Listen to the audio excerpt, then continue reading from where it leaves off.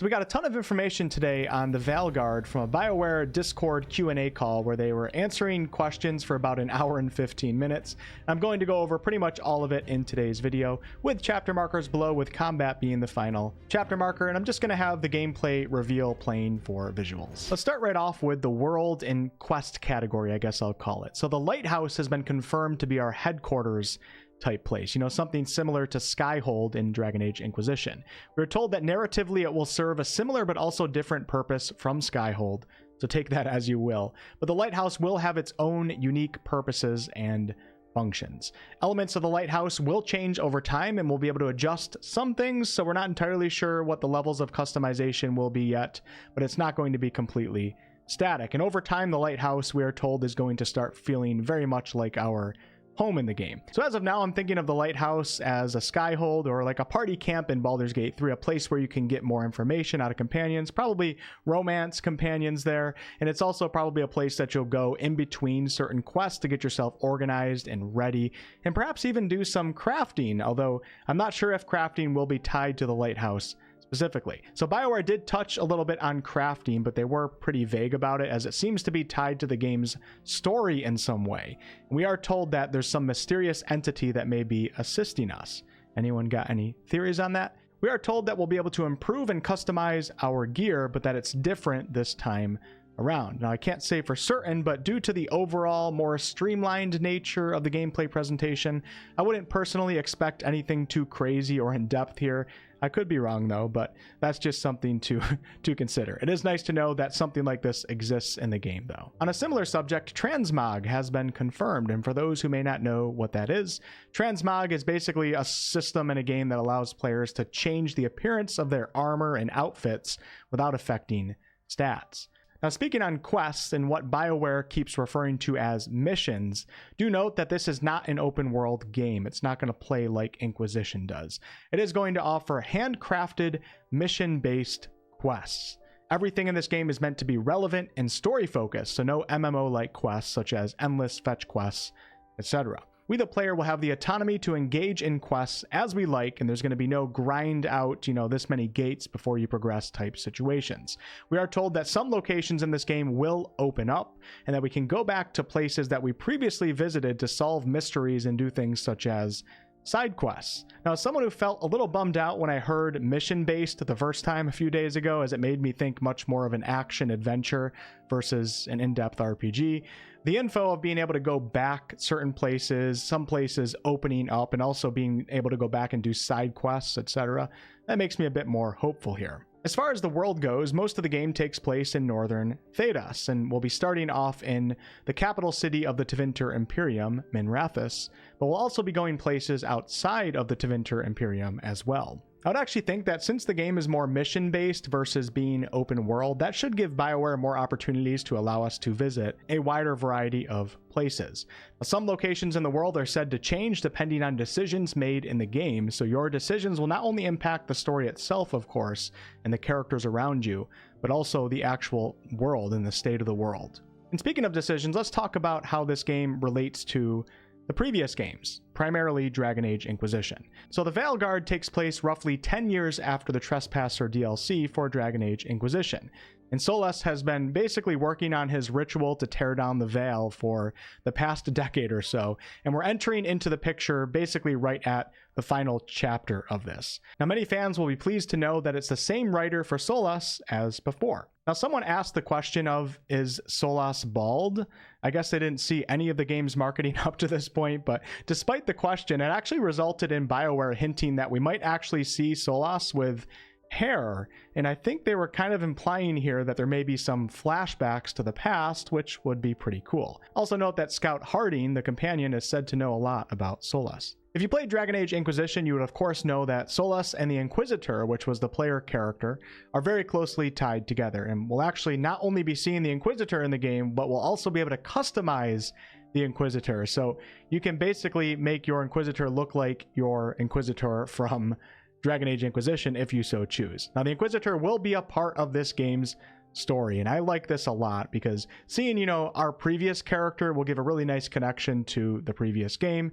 And I have been seeing some really common feedback here, even from some really big DA fans that are fans of all 3 games, that this game isn't really looking or feeling as Dragon Age as they hoped. So connections like this with the Inquisitor should help out a bit in that category. This is a good time to talk about the keep system, and for those unaware, EA has this app where basically you can tailor all of your decisions that you made in the 3 Dragon Age games, which will then import those decisions into the game that you're playing. So if you're playing Dragon Age Inquisition, your decisions from the first 2 games will be taken into account, and it will affect the world and, you know, the characters in a way that represents what you did previously.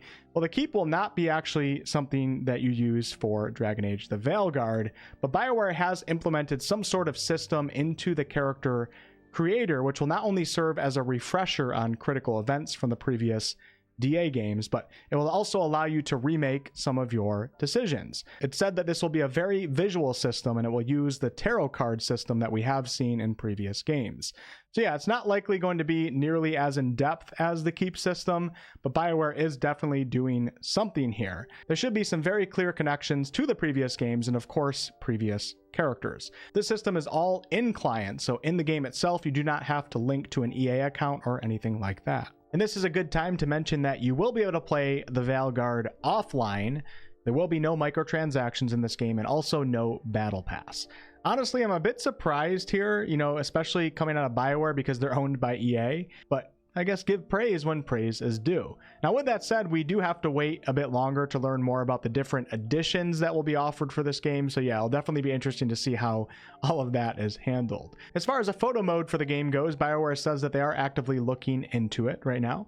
And as for PC specs, we have to wait a little bit longer. It will be revealed at some point in the near future. Now, someone asked a question about DLCs, and BioWare responded by saying that right now they're fully focused on the core game and providing us with as complete of a game as possible, so no info on DLCs at this time. And we're also going to have to wait a little bit longer for more information on accessibility features. Moving on to character customization, you will be playing as Rook, with Rook's last name being defined by faction choice. And with that said, BioWare did also say that we can customize the first name, and I would assume that you'll still be referred to as Rook in the voice acting, of course. And they also said that there will be a name generator to help out those who need some creative assistance. You will be able to choose from 4 different races: Dwarf, Kunari, Elf, and Human. Your racial choice is said to affect dialogue in the game and your player character's perspective on things. The world will react to it. The character creator itself is said to be quite extensive, with full body customization including body sliders, but we should be seeing a demonstration of the character creator at some point in the near future, and that will of course answer all of our questions. Your faction choice in this game, which you'll choose in the character creator, and there's 6 different choices: the Grey Wardens, the Antivan Crows, the Veil Jumpers, Mornwatch, Shadow Dragons, and the Lords of Fortune. This faction choice, just like your racial choice, will also affect the way that the world reacts to you. And actually, the combination of these 2 choices can add some uniqueness to your run. For example, if you play as a dwarf, but you choose the Mornwatch faction, since dwarves in the lore cannot cast spells, and considering that the Mornwatch faction is pretty heavily centered around magical stuff, this will bring some unique flavor to your dialogue if you are a player who chooses this particular combination. Your character's lineage seems to carry some real weight in this game, which is always nice to hear. We'll have to see how that plays out. And this is a nice time to transition into dialogue. BioWare says that there are 3 different dialogue wheels in this game: a tone wheel, an emotion wheel where you can pick specific emotional reactions, and a choice wheel, which is when a player doesn't have a strong emotional or tone tie but still wants to make a choice. We got to see some of the dialogue wheel in the gameplay reveal. As for the extensiveness of Rook's decision trees, it's said to be pretty huge in this game. Of course, we hear this a lot with a lot of games, but BioWare seems to be really priding themselves on this aspect of the Veilguard. This goes for not only the world reacting to your previous decisions, such as, you know, choosing to be an elf, but also the outcomes of your active choices in the game. Making sure that the game is noticing what you are doing is said to be a huge part of how BioWare has written the dialogue. Moving on to companions and romance, and then we'll be able to talk about some combat. So some have been wondering if you'll be able to change your companions' appearances and their outfits. And what BioWare basically said is that your companions will always have a similar color palette, but that there's going to be a wide variety of appearances that you can find for them. I'm not exactly sure what appearance means in this particular case. I'm not sure, but some of these appearance features will be tied to the narrative, while others are just kind of cool looking visual things. Banter, of course, will still be a big part of this game, you know, hearing your companions chat outside of official dialogue. And it was mentioned that there is actually interruptible banter and resumable banter, but I'm not sure that I fully understand what that encompasses. Companions will have abilities that are truly unique to them, but companions will also fall into their archetype categories of mage, warrior, or rogue. So there's basically a balance of representing class with the companions, but also their unique personalities, specializations, and backstory. All of that is taken into account here. We did learn here that healing spells will be a part of the core mage kit, so it seems like any mage companion that you have, or if you play as a mage, you will have the opportunity to get healing spells if you so choose. As far as romance goes, all companions in this game are pansexual, meaning that they can develop feelings for anyone regardless of gender. Now, this topic is of high debate right now, of course, but regardless, all 7 companions have their own romance arcs, and you can basically romance any of them if you make them like you, of course. They all have histories of romance, and if you choose to not pursue romance, they will actually build their own romances with each other. That will be interesting in terms of replayability, because it'll be cool to see how different companions form relationships with each other depending on what you choose to do in the game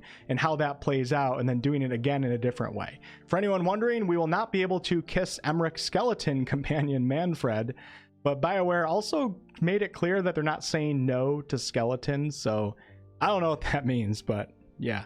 Fun news for some of you. You will be able to pet Davrin's crap, I forgot his name. Davrin's griffin, and even hug the griffin. There's said to be several bits of, little interactions that you can do in this game. Someone asked the great question of if companions will leave your party if you piss them off, and BioWare responded by basically saying that yes, they may leave, but only temporarily. So the world is in a pretty serious state right now, and regardless of how mean you are to them, your companions won't be gone for good, as all of them do want to be there to defend Thedas. Many have also been wondering why BioWare has chosen to drop the party size down to 3, so only 2 companions, when in the previous Dragon Age games you had 3 companions. BioWare says that they made this decision to give the player a much more intimate feeling. With only 2 companions at your side, at times you'll be able to feel closer to each one individually. There will be opportunities for more spotlight situations on each of the individual companions, and they also said that it's going to be easier for players to manage. Now, more hardcore RPG lovers, of course, will not like to hear that, but it is what it is. Now, to offer a bit of hope, though, for players who despise games that are on the simplified side or a little bit too streamlined for their liking, BioWare did say that the number of inputs in this game is higher than ever, and that timing and positioning matters a lot. Not sure if I believe that just yet, but we'll roll with it for now. BioWare also said that we'll have more control than we've ever had before, but this confused me a little bit because the gameplay reveal certainly didn't give off that vibe. Maybe in this Discord Q&A they didn't mean to say that, or I just took it the wrong. I didn't understand what they were saying. I don't know. Just know that was said, okay? And this, of course, brings us into combat. So we're told that combat does get quite tactical, and that there will be a robust difficulty system. And of course, the higher difficulty that you play on, the more important tactics and strategy becomes. When you pause the game and are presented with the combat wheel, which I did go over in a recent gameplay details video, I'll leave a link down below, there will not be an overhead view of the battlefield. It's just going to stay down in that third person view, and you can basically cycle between targets here. And to my surprise, this actually goes for both in and outside of combat, so you can enter into this, tactical pause when you're not in combat too. The combat wheel also displays strategic information on enemies such as weaknesses, enhancements, and resistances. So if you're fighting certain creatures, lightning damage may deal extra damage. Tactical decisions will also take the form of combos in this game that you can do for devastating effects, such as using Balara's Galvanized Terror, which will pull enemies in, followed by Nev slowing time, and then, you, the player Rook, may drop a massive AoE. And this is all really fun to hear, but you'll also notice that combos are displayed to you on the wheel, so there's really not much thinking to be done here, which is a huge bummer for me, as it's almost a bit of an insult to intelligence, a little bit in my opinion, as I would much rather try to figure out combos on my own. But once again, it is what it is. You just have to view this game in a different way, and I just wouldn't view it as like a hardcore, insanely tactical RPG.